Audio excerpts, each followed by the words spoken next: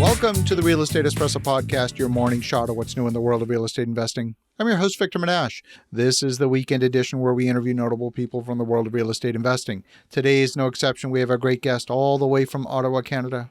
Welcome to the show, Christian Szpilfogel. Hey, Victor. How are you today? Great to have you here. So, Christian, you and I have known each other for a number of years, and you and I share something in common. That is, we both have a technology background.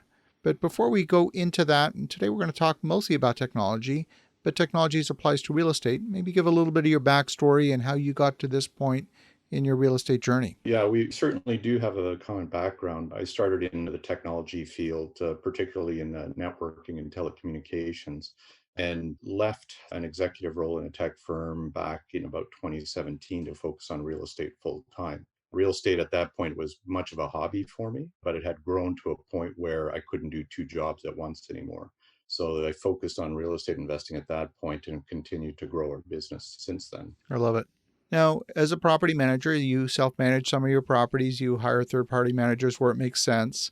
Let's talk a little bit about some of the innovations, because I know you've approached a lot of your properties from a technology perspective. You don't like to have to get in your car and go visit a property any more than you have to.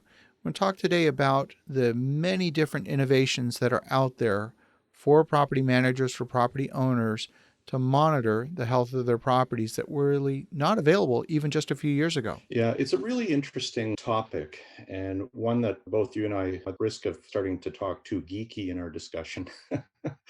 When I take a look at a problem and something that I'm trying to solve, I tend to look at it with a technology lens to see whether technology lends an element here. Often solutions can be process oriented, but technology can support the process that you have.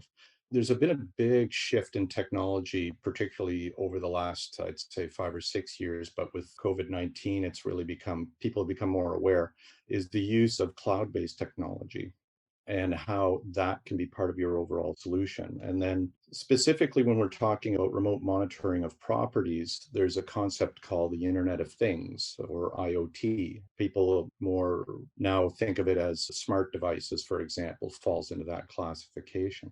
So what we've done is taken a number of those technologies in a variety of our properties to deal with things such as remote management of temperature controls, zone controls, the ability to have cameras remotely, ability to monitor what's happening from a water utilization or lighting controls. And when people think about all of these types of controls and what are there, sometimes they're worried about potential complexity, but a lot of this stuff is really very simple. But what it's allowed us to do, to go back to your original question, is that in the past, let's say if I didn't have cameras at a particular location, some of my properties are quite far away from where we live and where we manage them. But if there was a trouble call, something going on in the parking lot, for example, we might have to send someone to site to take a look at what's actually happening. By putting in the cameras, we were able to actually see what was going on at a particular location and deal with it. Another example would be at this time of year, we're going through changes in the HVAC controls. So we're going from summer and fall type weather into winter weather, which means there's switchover of HVACs. You've got to settle out the exact temperatures that people are going to be comfortable with in the particular zones, because of course we've had tenant change ups this year. So there's different requirements. So rather than having someone go to site and manually adjust these every time there's a complaint from a tenant or a concern or a problem, we can just do it remotely and have it sorted out in literally seconds. So it saves a ton of time in terms of people having to go to site, time trying to manage this in a repetitive fashion. So it's made it quite simple in that respect. At the end of the day, it comes down to an economic analysis of the cost of installing these more advanced systems, the cost of maintaining them, as compared with a truck roll to get someone out to the site. And it's not a question of if there's going to be a truck roll. The question is when or how often. So at some point, there's a break-even analysis that's done that says, I need so many truck rolls before I pay for this Wi-Fi thermostat, for example. How's that analysis go? Great question. And it really comes in two parts, I would say. One is the example that you said, you've got operating expense throughout the year dealing specifically with particular situations, whether it's an incident that you're trying to observe, whether it's thermostatic controls, whether there's water flow related issues. And so you can easily add up the cost that you've done over the previous year just to deal with these things, and then look at the cost benefit on an expense basis associated with being able to reduce all of that versus the amount of capital you have to put in order to be able to recover those costs. But the other way that I look at it is that for most of our properties and most investment properties, there's an aspect of an income-based appraisal that comes with it. So as you know, with appraisals, there's direct comparison, there's cost up, and there's income-based. And for most income-based properties, multifamily, commercial, etc., there's a concept of a net operating income or NOI.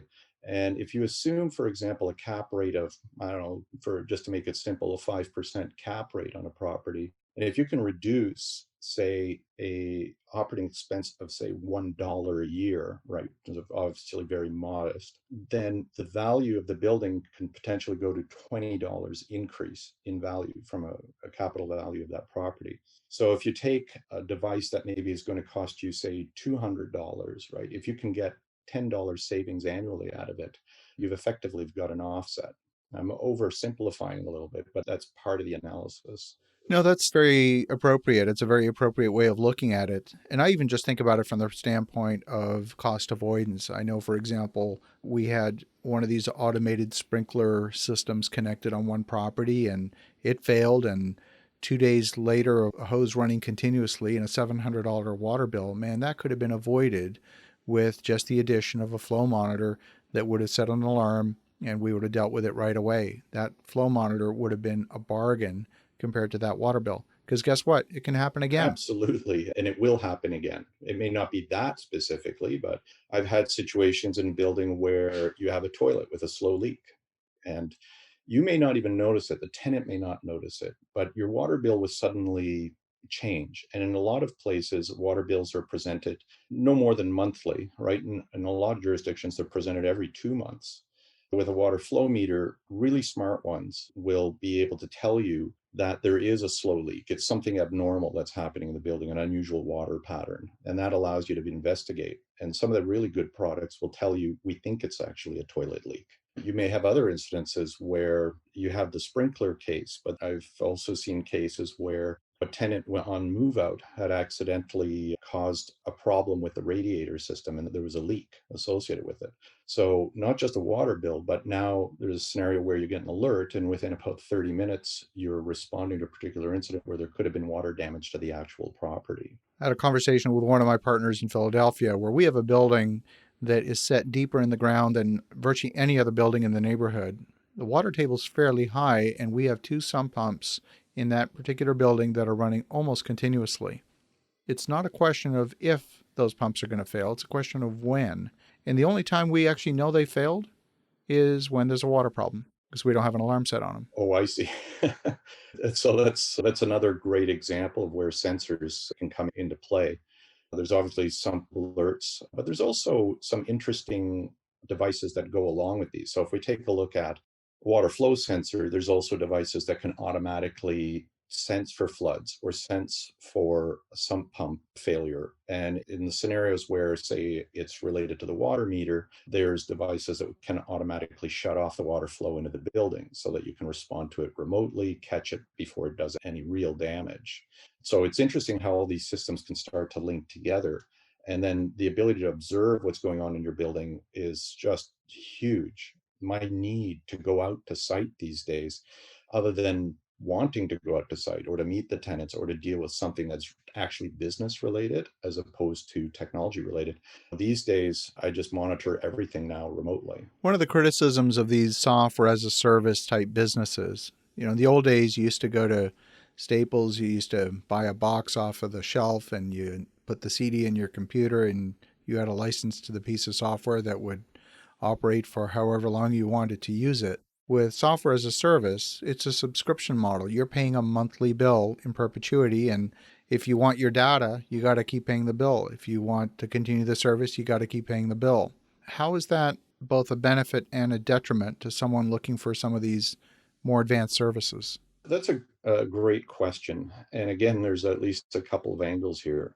I actually advocate the use of consumer technology in most of the smaller properties that exist, or the smaller properties that people would be investing in. If you're dealing with a very large building, such as a 100-unit building, you're going to need more professional equipment. But for a lot of the listeners, you're thinking about my size of property. And consumer electronics evolves very quickly compared to industrial. So, getting back to the question there, a lot of the consumer stuff actually has free cloud monitoring. So you buy the device and then they often don't have a subscription. But for those that do have a subscription, the way that those are often modeled from a business perspective is they take the revenue associated with a particular product at an instant purchase and they amortize it over about usually a 3-year period.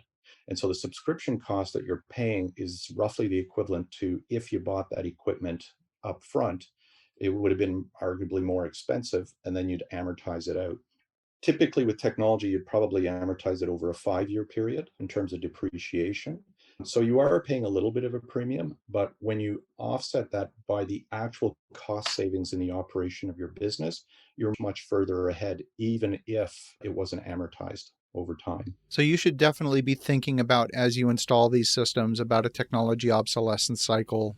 Cameras are going to be higher resolution, flow meters are going to be more accurate. You got to be thinking replacement on a cycle. What do you think that cycle is? Yeah, that's always a magic question. With very mature technologies, which this is not in that category, you can assume a much longer replacement cycle, maybe 10 years, 12 years before failures start to really happen. But in cloud technology, because they are rapidly advancing, and I've been dabbling in this stuff now for quite a few years, what I find is that things get better at the rate of roughly every 3 years to maybe 5 years. As the industry matures, I think you can extend that out. But if we even take a look at locking systems, so smart locks, back about 3 years ago, the thing to do was to get something, a smart lock that used very little battery power. So it would use very low power wireless technology that usually involved a hub. Now, the right thing to do is to get a locking system that uses Wi-Fi technology and it doesn't need a hub. The complexity has gone down and the battery usage is about the same as it used to be 3 years ago with the low power stuff. You'll see that is going to change. And it's not to say that if you put the technology in now that you have to replace it in 3 years, but what you'll find is in 3 years that you're going to be buying a different set of solutions or a more sophisticated solution, and you'll eventually retire out the old stuff because maybe it's now starting to become an issue with your current systems, right? So at that point, you may want to try to homogenize across the different technologies. Fantastic. Well, Christian, what would be your top three picks for wireless flow meters? No, for flow meters, to be honest, I've gravitated to one technology. There's different price points for these things. There's sub $100 solutions that you can do over Wi-Fi, and I don't really like them because I think when it comes to things like water control, it's just way too important to completely rely on, say, an internet type solution. And the reason is whatever the flood issue may be, may actually interfere with your ability to get an alert. So I've tended to gravitate towards solutions that for that class of product, I've gravitated to solutions that use the mobile or cellular network. And my current favorite is a company out of Toronto called Alert Labs. And they make a product for sensing called Flowy, right? So it's cleverly named to detect the flow within a water meter. And then they have companion products such as Floody, detects floods. You've got Sumpy, which would solve your sump pump problem. And then they have a product called Shutty, which, as you can probably figure out, shuts off the water flow if it detects a problem. And I think that the use of the mobile network in that particular scenario is very important. So it's not a big deal if you lose a thermostat for a little while because of an internet issue. But if the water flow, if there's a major flood in your building and it takes out your internet connection and you never know about it, that's a problem. Absolutely. Absolutely. If folks want to connect, if they want to learn more about various internet technologies that you've researched, what's the best way? I would say you can certainly email me. And my email is christian@aliferous.ca. So it's Christian, Christian, at aliferous, ALIFEROUS.ca. And we also have our website, obviously, at aliferous.ca. So that would be the best way. Fantastic. Well, it's a fascinating topic. I know that we'll be implementing that in several of our new buildings. And so for the listeners at home, definitely reach out to Christian at aliferous.ca. That's .ca, not .com. In the meantime, have an awesome rest of your weekend. Go make some great things happen. We'll talk to you again tomorrow.